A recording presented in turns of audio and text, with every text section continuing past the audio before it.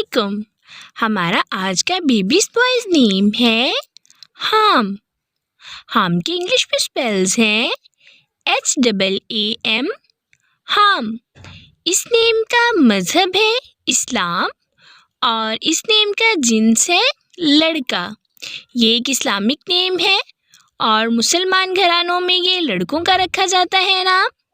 Harm اس نیم کے معنی جان لیتے ہیں. معنی ہے اس کے حضرت نوح علیہ السلام کے بیٹے کا نام. نیک بخت. ہام اس نیم کے حروف کی بات کریں تو اردو میں اس کے 3 حروف کے ساتھ ایک لفظ بنتا ہے ہام اور انگلش میں اس کے 4 ورڈ 1 لیٹر ہام. اس نیم کی تفصیل ہے محمد ہام، ہام علی.